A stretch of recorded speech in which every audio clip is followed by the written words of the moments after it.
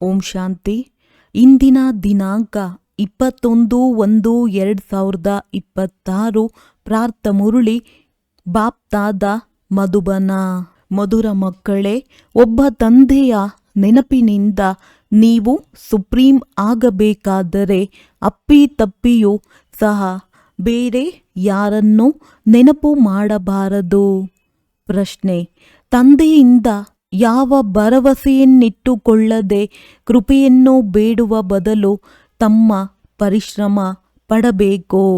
ಉತ್ತರ: ಹಳೆಯ ಶರೀರದ ಯಾವುದೇ ಕರ್ಮಭೋಗ ದಿವಾಳಿಯಾಗುವುದು ಅಥವಾ ರೋಗಿಯಾಗುವುದು.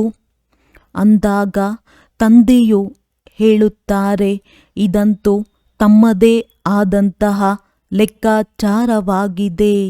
ಇದರಲ್ಲಿ ತಂದೆಯು ಯಾವುದಾದರೂ ಕೃಪೆ ಮಾಡಿ ಎಂದು ಭರವಸೆ ಇಟ್ಟುಕೊಳ್ಳಬೇಡಿ. ತಮ್ಮ ಪರಿಶ್ರಮ ಪಟ್ಟು ಯೋಗಬಲದಿಂದ ಕೆಲಸ ತೆಗೆದುಕೊಳ್ಳಿ. ನೆನಪಿನಿಂದಲೇ ಆಯಸ್ಸು ಹೆಚ್ಚಾಗುತ್ತದೆ, ಕರ್ಮಭೋಗವು ಸಮಾಪ್ತಿಯಾಗುತ್ತದೆ. ತಂದೆಯು ಪ್ರಾಣಕ್ಕಿಂತಲೂ ಪ್ರಿಯರಾಗಿದ್ದಾರೆ. ಅವರಿಂದ ಎಷ್ಟು ಪ್ರೀತಿ ಇದೆ ಅಷ್ಟು ನೆನಪು ಇರುತ್ತದೆ ಮತ್ತು ಕಲ್ಯಾಣವಾಗುತ್ತಾ ಹೋಗುತ್ತದೆ. ಓಂ ಶಾಂತಿ. ಬೇಹದ್ದಿನ ತಂದೆ ಕುಳಿತು ಮಕ್ಕಳಿಗೆ ತಿಳುವಳಿಕೆ ನೀಡುತ್ತಿದ್ದಾರೆ. ಮಧುರ ಮಕ್ಕಳೇ, ನಿಮ್ಮನ್ನು ಆತ್ಮ ಎಂದು ತಿಳಿದು ನಾನು ತಂದೆಯನ್ನು ನೆನಪು ಮಾಡಿ ಮತ್ತು ನಿಮ್ಮ ಮನೆಯನ್ನು ನೆನಪು ಮಾಡಿ. ಅದಕ್ಕೆ ಹೇಳಲಾಗುವುದು ಟವರ್ ಆಫ್ ಸೈಲೆನ್ಸ್, ಶಾಂತಿ ಸ್ತಂಭ, ಟವರ್ ಆಫ್ ಸುಖ. ಟವರ್ ಎಂದರೆ ಬಹಳ ಎತ್ತರದಲ್ಲಿರುತ್ತದೆ. ನೀವು ಅಲ್ಲಿ ಹೋಗಲು ಪುರುಷಾರ್ಥ ಮಾಡುತ್ತಿರುವಿರಿ. ಎತ್ತರದಲ್ಲಿ ಎತ್ತರ. ಟವರ್ ಆಫ್ ಸೈಲೆನ್ಸ್ ಮೇಲೆ ನೀವು ಹೇಗೆ ಹೋಗಲು ಸಾಧ್ಯ? ಇಲ್ಲಿಯೂ ಸಹ ಟವರ್ನಲ್ಲಿ ವಾಸಿಸುವ ತಂದೆ ಕುಳಿತು ಕಲಿಸುತ್ತಿದ್ದಾರೆ. ಮಕ್ಕಳೇ, ನಿಮ್ಮನ್ನು ಆತ್ಮ ಎಂದು ತಿಳಿಯಿರಿ. ನಾವು ಆತ್ಮಗಳು, ಶಾಂತಿಧಾಮದ ನಿವಾಸಿಗಳು. ಅದಾಗಿದೆ ತಂದೆಯ ಮನೆ. ಇದಕ್ಕೆ ನಡೆಯುತ್ತಾ ತಿರುಗಾಡುತ್ತಾ ಅಭ್ಯಾಸ ಮಾಡಬೇಕು. ನಿಮ್ಮನ್ನು ಆತ್ಮ ಎಂದು ತಿಳಿದುಕೊಳ್ಳಿ ಮತ್ತು ಶಾಂತಿಧಾಮ, ಸುಖಧಾಮವನ್ನು ನೆನಪು ಮಾಡಿ.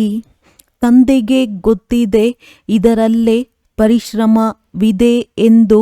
ಯಾರು ಆತ್ಮ ಅಭಿಮಾನಿಯಾಗಿರುತ್ತಾರೆ ಅವರಿಗೆ ಹೇಳಲಾಗುವುದು ಮಹಾವೀರ.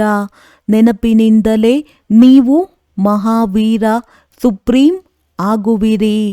ಸುಪ್ರೀಂ ಅರ್ಥಾತ್ ಶಕ್ತಿಶಾಲಿ. ಮಕ್ಕಳಿಗೆ ಖುಷಿಯಾಗಬೇಕು. ಸ್ವರ್ಗದ ಮಾಲೀಕರನ್ನಾಗಿ ಮಾಡುವಂತಹ ಬಾಬಾ, ವಿಶ್ವದ ಮಾಲೀಕರನ್ನಾಗಿ ಮಾಡುವಂತಹ ಬಾಬಾ ನಮಗೆ ಓದಿಸುತ್ತಿದ್ದಾರೆ. ಆತ್ಮದ ಬುದ್ಧಿ ತಂದೆಯ ಕಡೆ ಹೋಗಿಬಿಡುವುದು. ಇದಾಗಿದೆ ಆತ್ಮನ ಪ್ರೀತಿ.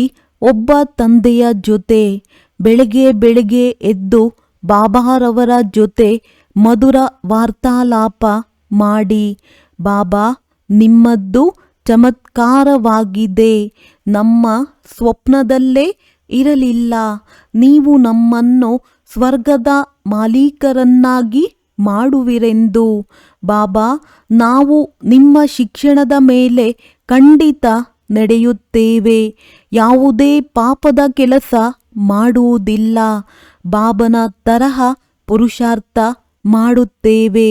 ಮಕ್ಕಳಿಗೂ ಸಹ ಹೇಳುತ್ತೇವೆ, ಶಿವಬಾಬನಿಗೆ ಎಷ್ಟೊಂದು ಮಕ್ಕಳಿದ್ದಾರೆ. ಕಾಳಜಿಯಂತೂ ಇರುವುದಲ್ಲವೇ? ಎಷ್ಟು ಮಕ್ಕಳ ಸಂಭಾಲನೆಯಾಗುತ್ತದೆ. ಇಲ್ಲಿ ನೀವು ಈಶ್ವರಿಯ ಪರಿವಾರದಲ್ಲಿ ಕುಳಿತಿರುವಿರಿ. ತಂದೆ ಸನ್ಮುಖದಲ್ಲಿ ಕುಳಿತಿದ್ದಾರೆ. ನಿಮ್ಮ ಜೊತೆಯಲ್ಲೇ ತಿನ್ನುವೆವು, ನಿಮ್ಮ ಜೊತೆಯಲ್ಲೇ ಕುಳಿತುಕೊಳ್ಳುವೆವು.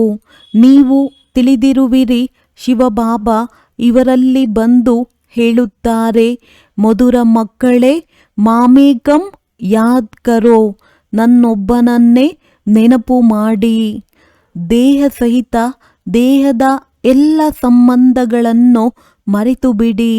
ಇದು ಅಂತಿಮ ಜನ್ಮವಾಗಿದೆ. ಈ ಹಳೆಯ ಜಗತ್ತು, ಹಳೆಯ ದೇಹ ಸಮಾಪ್ತಿಯಾಗುವುದಿದೆ.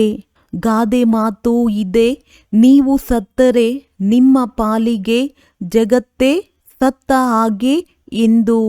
ಪುರುಷಾರ್ಥಕ್ಕಾಗಿ ಸಂಗಮಯುಗದ ಸ್ವಲ್ಪವೇ ಸಮಯ ಬಾಕಿ ಇದೆ. ಮಕ್ಕಳು ಕೇಳುತ್ತಾರೆ, ಈ ವಿದ್ಯೆ ಎಲ್ಲಿಯವರೆಗೆ ನಡೆಯುತ್ತೆ ಎಂದು.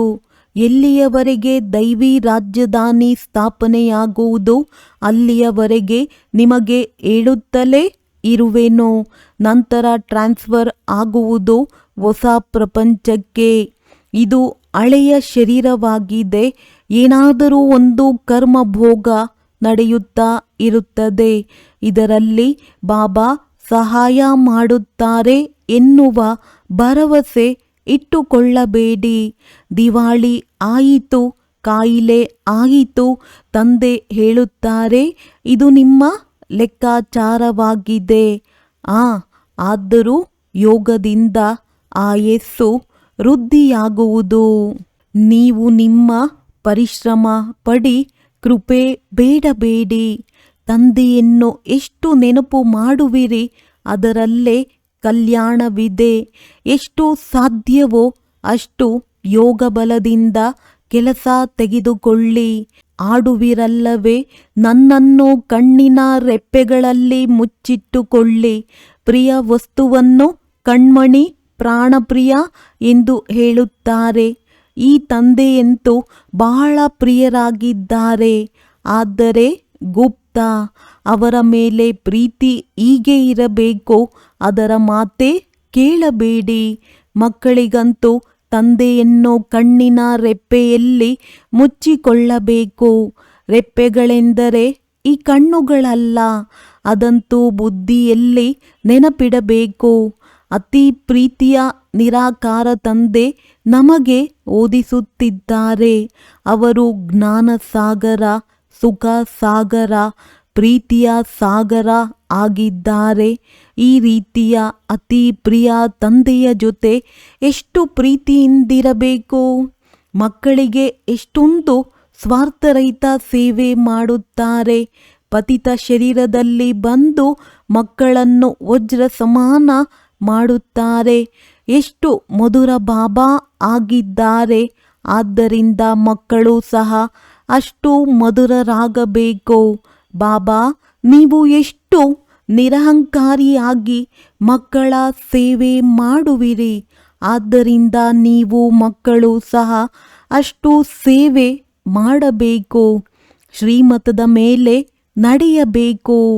ಎಲ್ಲಾದರೂ ನಿಮ್ಮ ಮತದಂತೆ ನಡೆದರೆ ನಿಮ್ಮ ಅದೃಷ್ಟಕ್ಕೆ ಬರೆ ಎಳೆದುಕೊಂಡು ಬಿಡುವಿರಿ. ನೀವು ಬ್ರಾಹ್ಮಣರು ಈಶ್ವರಿಯ ಸಂತಾನರಾಗಿರುವಿರಿ. ಬ್ರಹ್ಮರವರ ಸಂತಾನ, ಸಹೋದರ ಸಹೋದರಿ ಆಗಿರುವಿರಿ. ಈಶ್ವರಿಯ ಮೊಮ್ಮಗ ಮೊಮ್ಮಗಳು ಆಗಿರುವಿರಿ. ಅವರಿಂದ ಆಸ್ತಿ ಪಡೆಯುತ್ತಿರುವಿರಿ. ಎಷ್ಟು ಪುರುಷಾರ್ಥ ಮಾಡುವಿರಿ ಅಷ್ಟು ಪದವಿಯನ್ನು ಪಡೆಯುವಿರಿ. ಇದರಲ್ಲಿ ಸಾಕ್ಷಿಯಾಗಿರುವುದಕ್ಕೂ ಸಹ ಬಹಳ ಅಭ್ಯಾಸ ಬೇಕು. ಬಾಬಾ ಹೇಳುತ್ತಾರೆ, ಮಧುರ ಮಕ್ಕಳೇ, ಏ ಆತ್ಮರೇ, ಮಾಮೇಕಂ ಯಾದ್ ಕರೋ, ನನ್ನೊಬ್ಬನನ್ನೇ ನೆನಪು ಮಾಡಿ. ಅಪ್ಪಿ ತಪ್ಪಿಯೂ ಸಹ ತಂದೆಯ ವಿನಃ ಬೇರೆ ಯಾರನ್ನೂ ನೆನಪು ಮಾಡಬೇಡಿ. ನಿಮ್ಮ ಪ್ರತಿಜ್ಞೆಯಾಗಿದೆ, ಬಾಬಾ, ನನಗಂತೂ ನೀವೊಬ್ಬರೇ ಆಗಿರುವಿರಿ. ನಾವು ಆತ್ಮ ಆಗಿದ್ದೇವೆ, ನೀವು ಪರಮಾತ್ಮ ಆಗಿರುವಿರಿ. ನಿಮ್ಮಿಂದಲೇ ಆಸ್ತಿಯನ್ನು ಪಡೆಯಬೇಕು. ನಿಮ್ಮಿಂದಲೇ ರಾಜಯೋಗವನ್ನು ಕಲಿಯುತ್ತಿದ್ದೇವೆ. ಯಾವುದರಿಂದ ರಾಜ್ಯಭಾಗ್ಯ ಪಡೆಯುತ್ತೇವೆ. ಮಧುರ ಮಕ್ಕಳೇ, ನೀವು ತಿಳಿದಿರುವಿರಿ, ಇದು ಅನಾದಿ ಡ್ರಾಮಾ ಆಗಿದೆ. ಇದರಲ್ಲಿ ಸೋಲು ಗೆಲುವಿನ ಆಟ ನಡೆಯುತ್ತಿರುತ್ತದೆ. ಏನಾಗುತ್ತಿದೆ ಅದು ಸರಿಯಾಗಿದೆ. ರಚಯಿತನಿಗೆ ಡ್ರಾಮಾ ಖಂಡಿತ ಇಷ್ಟವಾಗಿರುವುದಲ್ಲವೇ? ಆದ್ದರಿಂದ ರಚಯಿತನ ಮಕ್ಕಳಿಗೂ ಸಹ ಇಷ್ಟವಾಗಬೇಕು. ಈ ಡ್ರಾಮಾದಲ್ಲಿ ತಂದೆ ಒಂದೇ ಬಾರಿ ಮಕ್ಕಳಿಗೆ ಹೃದಯಪೂರ್ವಕವಾದ ಪ್ರೀತಿಯಿಂದ ಸೇವೆ ಮಾಡಲು ಬರುತ್ತಾರೆ. ತಂದೆಗಂತೂ ಎಲ್ಲ ಮಕ್ಕಳ ಮೇಲೆ ಪ್ರೀತಿ ಇದೆ. ನೀವು ತಿಳಿದಿರುವಿರಿ, ಸತ್ಯಯುಗದಲ್ಲಿಯೂ ಸಹ ಎಲ್ಲರೂ ಒಬ್ಬರು ಇನ್ನೊಬ್ಬರನ್ನು ಬಹಳ ಪ್ರೀತಿ ಮಾಡುತ್ತಾರೆ. ಪ್ರಾಣಿಗಳಲ್ಲಿಯೂ ಸಹ ಪ್ರೀತಿ ಇರುತ್ತದೆ. ಈ ರೀತಿ ಯಾವುದೇ ಪ್ರಾಣಿಗಳಿರುವುದಿಲ್ಲ ಯಾವುದು ಪ್ರೀತಿಯಿಂದ ಇಲ್ಲದೆ ಇರುವುದು. ಆದ್ದರಿಂದ ನೀವು ಮಕ್ಕಳು ಇಲ್ಲಿ ಮಾಸ್ಟರ್ ಪ್ರೀತಿಯ ಸಾಗರರಾಗಬೇಕು. ಇಲ್ಲಿ ಆದಾಗ ಅಲ್ಲಿ ಸಂಸ್ಕಾರ ಅವಿನಾಶಿಯಾಗಿ ಬಿಡುವುದು. ತಂದೆ ಹೇಳುತ್ತಾರೆ, ಕಲ್ಪದ ಇಂದಿನಂತೆ ಪುನಃ ಪ್ರಿಯರನ್ನಾಗಿ ಮಾಡಲು ಬಂದಿರುವೆನು. ಎಂದಾದರೂ ಯಾವುದೇ ಮಕ್ಕಳು ಕೋಪದಿಂದ ಕೂಗಾಡುವುದನ್ನು ಕೇಳಿದರೆ ತಂದೆ ಶಿಕ್ಷಣ ಕೊಡುತ್ತಾರೆ. ಮಗು, ಕೋಪ ಮಾಡಿಕೊಳ್ಳುವುದು ಒಳ್ಳೆಯದಲ್ಲ. ಇದರಿಂದ ನೀನು ದುಃಖಿಯಾಗುವೆ, ಬೇರೆಯವರನ್ನೂ ಸಹ ದುಃಖಿಗಳನ್ನಾಗಿ ಮಾಡುವೆ. ತಂದೆ ಸದಾ ಕಾಲಕ್ಕೆ ಸುಖವನ್ನು ಕೊಡುವವರಾಗಿದ್ದಾರೆ. ಆದ್ದರಿಂದ ಮಕ್ಕಳಿಗೂ ಸಹ ತಂದೆ ಸಮಾನರಾಗಬೇಕು. ಒಬ್ಬರಿನ್ನೊಬ್ಬರಿಗೆ ಎಂದು ದುಃಖವನ್ನು ಕೊಡಬಾರದು. ನೀವು ಮಕ್ಕಳು ತಿಳಿದುಕೊಂಡಿರುವಿರಿ, ಶಿವಬಾಬಾ ಆಗಿದ್ದಾರೆ ಬೆಳಗಿನ ಸ್ವಾಮಿ, ಸುಬೂಕ ಸಾಯಿ ರಾತ್ರಿಯನ್ನು ಹಗಲು ಮಾಡುವಂಥವರಾಗಿದ್ದಾರೆ. ಸಾಯಿ ಎಂದು ಬೇಅದ್ದಿನ ತಂದೆಗೆ ಹೇಳಲಾಗುವುದು.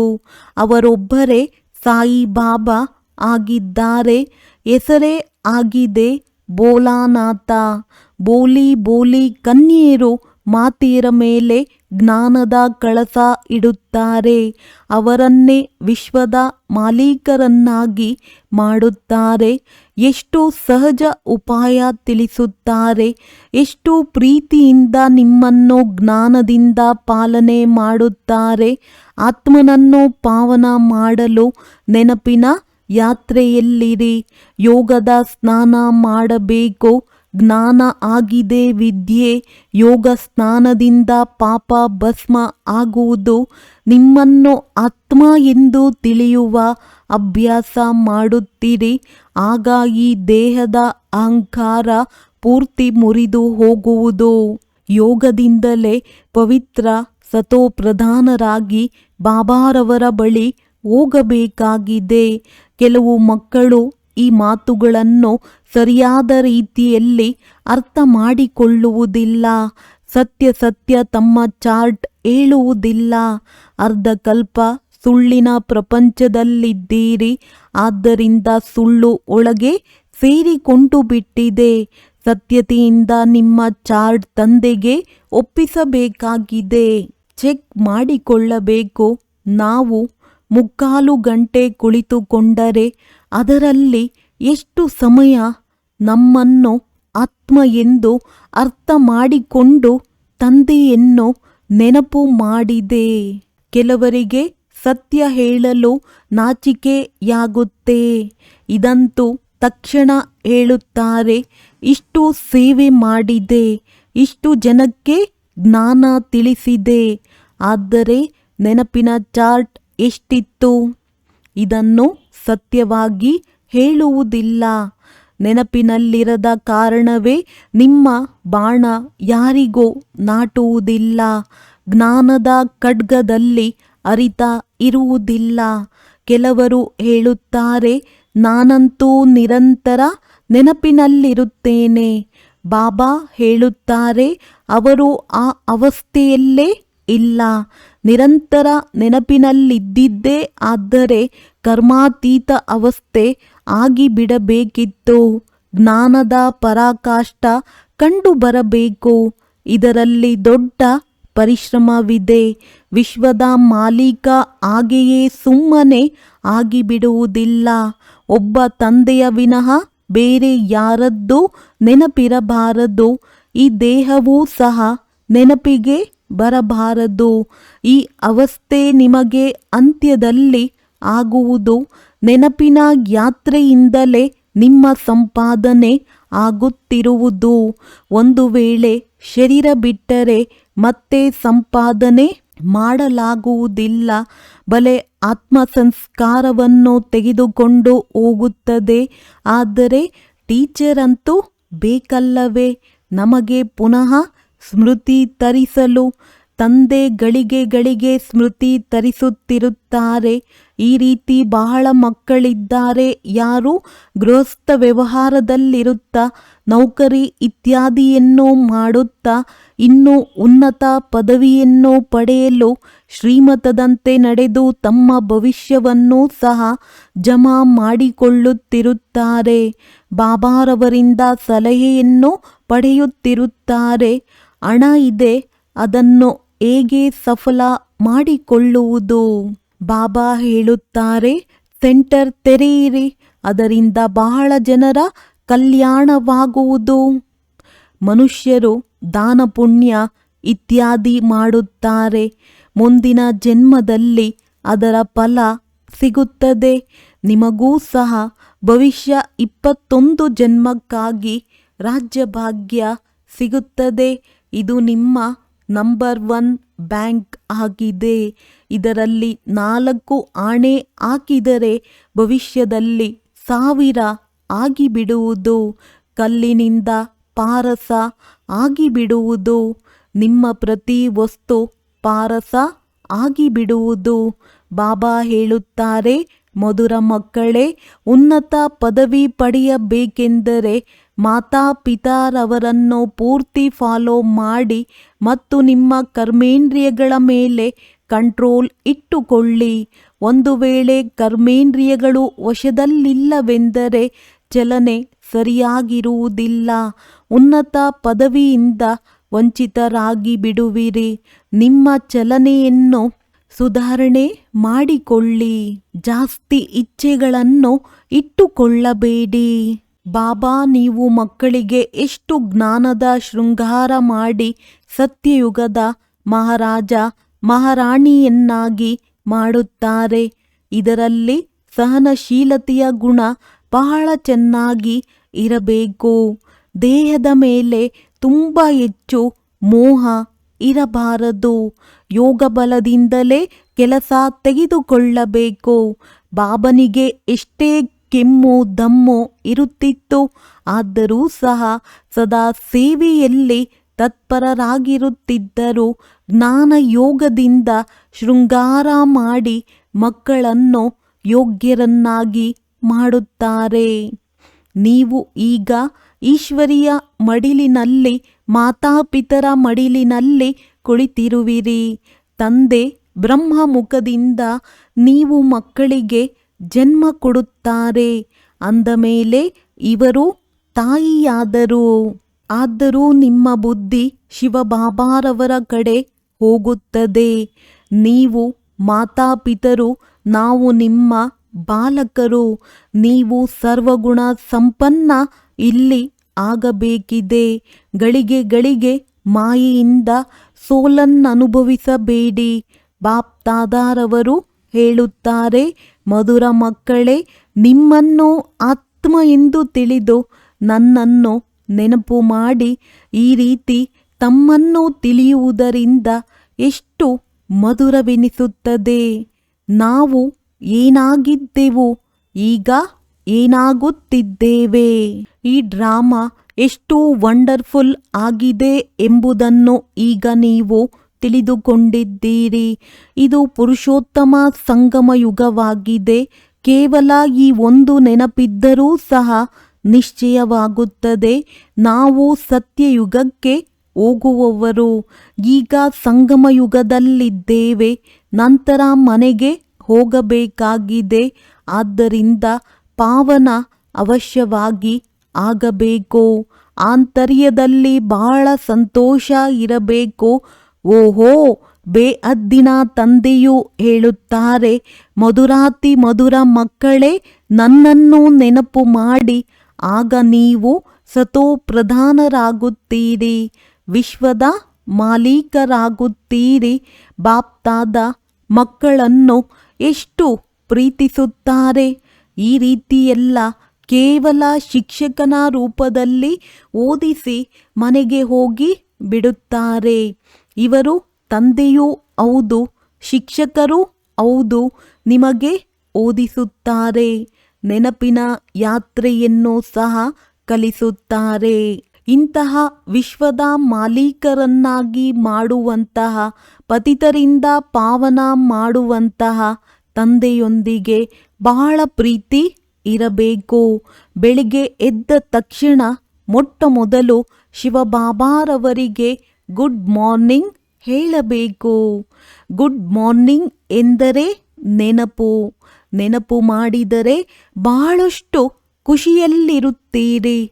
ಮಕ್ಕಳು ತಮ್ಮ ಹೃದಯವನ್ನು ಪ್ರಶ್ನಿಸಿಕೊಳ್ಳಬೇಕು, ನಾವು ಬೆಳಗ್ಗೆ ಎದ್ದು ಎಷ್ಟು ಸಮಯ ಬೇಅದ್ದಿನ ತಂದೆಯನ್ನು ನೆನಪು ಮಾಡುತ್ತೇವೆ. ಮನುಷ್ಯರು ಅಮೃತ ವೇಳೆಯಲ್ಲಿ ಭಕ್ತಿ ಮಾಡುತ್ತಾರೆ. ಭಕ್ತಿಯನ್ನು ಸಹ ಎಷ್ಟು ಪ್ರೀತಿಯಿಂದ ಮಾಡುತ್ತಾರೆ. ಆದರೆ ಬಾಬಾ ತಿಳಿದುಕೊಂಡಿದ್ದಾರೆ, ಬಹಳ ಮಕ್ಕಳು ಹೃದಯದ ಪ್ರೀತಿಯಿಂದ ನೆನಪು ಮಾಡುವುದಿಲ್ಲ. ಬೆಳಿಗ್ಗೆ ಎದ್ದು ತಂದೆಗೆ ಗುಡ್ ಮಾರ್ನಿಂಗ್ ಮಾಡಿ ಜ್ಞಾನ ಚಿಂತನೆಯಲ್ಲಿದ್ದರೆ ಖುಷಿಯ ನಶೆ ಏರುತ್ತದೆ. ತಂದೆಯೊಂದಿಗೆ ಗುಡ್ ಮಾರ್ನಿಂಗ್ ಮಾಡಲಿಲ್ಲವೆಂದರೆ ಪಾಪದ ಭಾರ ಹೇಗೆ ಕಡಿಮೆಯಾಗುತ್ತದೆ? ಮುಖ್ಯ ವಿಷಯವೇ ನೆನಪು. ಇದರಿಂದ ನಿಮ್ಮ ಭವಿಷ್ಯಕ್ಕಾಗಿ ಭಾರೀ ಸಂಪಾದನೆಯಾಗುತ್ತದೆ. ಕಲ್ಪ ಕಲ್ಪಾಂತರಕ್ಕೂ ಈ ಸಂಪಾದನೆ ಕೆಲಸಕ್ಕೆ ಬರುತ್ತದೆ. ಬಹಳ ಧೈರ್ಯದಿಂದ, ಗಂಭೀರತೆಯಿಂದ, ಅರಿವಿನಿಂದ ನೆನಪು ಮಾಡಬೇಕು. ದೊಡ್ಡ ರೂಪದಿಂದ ಹೇಳಿಬಿಡುತ್ತೇವೆ, ನಾವು ಬಾಬಾರವರನ್ನು ಬಹಳ ನೆನಪು ಮಾಡುತ್ತೇವೆ ಎಂದು. ಆದರೆ ಅಕ್ಯುರೇಟ್ ನೆನಪು ಮಾಡುವುದರಲ್ಲಿ ಪರಿಶ್ರಮವಿದೆ. ಯಾರು ತಂದೆಯನ್ನು ಹೆಚ್ಚು ನೆನಪು ಮಾಡುತ್ತಾರೋ ಅವರಿಗೆ ಹೆಚ್ಚಿನ ಕರೆಂಟ್ ದೊರೆಯುತ್ತದೆ. ಏಕೆಂದರೆ ನೆನಪಿನ ಮೂಲಕ ನೆನಪು ದೊರೆಯುತ್ತದೆ. ಯೋಗ ಮತ್ತು ಜ್ಞಾನ ಎರಡು ವಿಷಯಗಳಾಗಿವೆ. ಯೋಗವು ಬೇರೆ ವಿಷಯವಾಗಿದೆ, ಬಹಳ ದೊಡ್ಡ ವಿಷಯವಾಗಿದೆ. ಯೋಗದಿಂದಲೇ ಆತ್ಮ ಸತೋಪ್ರಧಾನವಾಗುತ್ತದೆ. ನೆನಪು ಇಲ್ಲದೆ ಸತೋಪ್ರಧಾನರಾಗುವುದು ಅಸಾಧ್ಯ. ನೀವು ತಂದೆಯನ್ನು ಬಹಳ ಚೆನ್ನಾಗಿ ಹೃದಯದ ಪ್ರೀತಿಯಿಂದ ನೆನಪು ಮಾಡಿದರೆ ಸ್ವತಃ ಕರೆಂಟ್ ಶಕ್ತಿ ದೊರೆಯುತ್ತದೆ. ಆರೋಗ್ಯವಂತರಾಗುತ್ತಾರೆ. ಕರೆಂಟ್ನಿಂದ ಶಕ್ತಿ ಆಯಸ್ಸು ಹೆಚ್ಚುತ್ತದೆ. ಮಕ್ಕಳು ನೆನಪು ಮಾಡಿದರೆ ತಂದೆ ಸರ್ಚ್ ಲೈಟ್ ನೀಡುತ್ತಾರೆ. ತಂದೆ ಮಕ್ಕಳಿಗೆ ಎಂತಹ ದೊಡ್ಡ ಖಜಾನೆ ನೀಡುತ್ತಾರೆ. ಒಳ್ಳೆಯದು. ಮಧುರಾತಿ ಮಧುರ ಅಗಲಿ ಹೋಗಿ ಮರಳಿ ಸಿಕ್ಕಿರುವ ಕಣ್ಮಣಿ ಮಕ್ಕಳ ಪ್ರತಿ ಮಾತ್ಪಿತಾ ಬಾಪ್ ತಾದಾರವರ ಹೃದಯದ ನೆನಪು, ಪ್ರೀತಿ ಹಾಗೂ ಸುಪ್ರಭಾತ. ಆತ್ಮಿಕ ಮಕ್ಕಳಿಗೆ ಆತ್ಮಿಕ ತಂದೆಯ ನಮಸ್ತೆ. ಧಾರಣೆಗಾಗಿ ಮುಖ್ಯ ಸಾರ. ತಂದೆಯನ್ನು ಧೈರ್ಯ, ಗಂಭೀರತೆ, ಅರಿವಿನಿಂದ ನೆನಪು ಮಾಡಬೇಕು. ನೆನಪು ಅಕ್ಯುರೇಟ್ ಆಗಿದ್ದರೆ ಕರೆಂಟ್ ಶಕ್ತಿ ದೊರೆಯುವುದು. ಆಯಸ್ಸು ಹೆಚ್ಚುತ್ತದೆ. ಆರೋಗ್ಯವಂತರಾಗಿ ಬಿಡುವಿರಿ. ಶ್ರೇಷ್ಠ ಪದವಿ ಪಡೆಯಲು ಸ್ವಯಂನ ಚಲನೆಯನ್ನು ಸುಧಾರಿಸಬೇಕು. ಹೆಚ್ಚು ಆಸೆಗಳನ್ನು ಇಟ್ಟುಕೊಳ್ಳಬಾರದು. ಕರ್ಮೇಂದ್ರಿಯಗಳ ಮೇಲೆ ಸಂಪೂರ್ಣ ನಿಯಂತ್ರಣ ಇರಬೇಕು. ಮಾತಾಪಿತರನ್ನು ಸಂಪೂರ್ಣವಾಗಿ ಫಾಲೋ ಮಾಡಬೇಕು. ವರದಾನ: ಫಾಲೋ ಫಾದರ್ ಮತ್ತು ಸಿ ಫಾದರ್ನ ಮಹಾಮಂತ್ರದ ಮೂಲಕ ಏಕರಸ ಸ್ಥಿತಿ ಮಾಡಿಕೊಳ್ಳುವಂತಹ ಶ್ರೇಷ್ಠ ಪುರುಷಾರ್ಥಿ ಭವ. C father, follow father. ಈ ಮಂತ್ರವನ್ನು ಸದಾ ತಮ್ಮ ಮುಂದೆ ಇಟ್ಟುಕೊಳ್ಳುತ್ತಾ ಏರುವ ಕಲೆಯಲ್ಲಿ ಸಾಗುತ್ತೀರಿ, ಆರುತ್ತೀರಿ. ಆತ್ಮರನ್ನೆಂದಿಗೂ ನೋಡಬಾರದು, ಏಕೆಂದರೆ ಆತ್ಮರೆಲ್ಲರೂ ಪುರುಷಾರ್ಥಿ ಆಗಿದ್ದಾರೆ. ಪುರುಷಾರ್ಥಿಯಲ್ಲಿ ಸದ್ಗುಣವೂ ಇರುತ್ತದೆ, ಹಾಗೆಯೇ ಕೆಲವು ಕೊರತೆಗಳು ಇರುತ್ತವೆ. ಅವರು ಸಂಪನ್ನರಲ್ಲ. ಆದ್ದರಿಂದ ಫಾಲೋ ಫಾದರ್ ಮಾಡಿರಿ, ಫಾಲೋ ಬ್ರದರ್ಸ್ ಸಿಸ್ಟರ್ಸ್ ಅಲ್ಲ. ಹೇಗೆ ತಂದೆಯವರು ಏಕರಸವಾಗಿ ಇರುತ್ತಾರೆಯೋ ಹಾಗೆಯೇ ಅನುಕರಣೆ ಮಾಡುವವರೂ ಸಹ ಸ್ವತಃವಾಗಿಯೇ ಏಕರಸ ಸ್ಥಿತಿಯವರು ಆಗಿಬಿಡುವರು. ಸ್ಲೋಗನ್: ಪರಚಿಂತನೆಯ ಪ್ರಭಾವದಲ್ಲಿ ಬರದೆ ಶುಭಚಿಂತನೆ ಮಾಡುವಂತಹ ಶುಭಚಿಂತಕ ಮಣಿಯಾಗಿರಿ.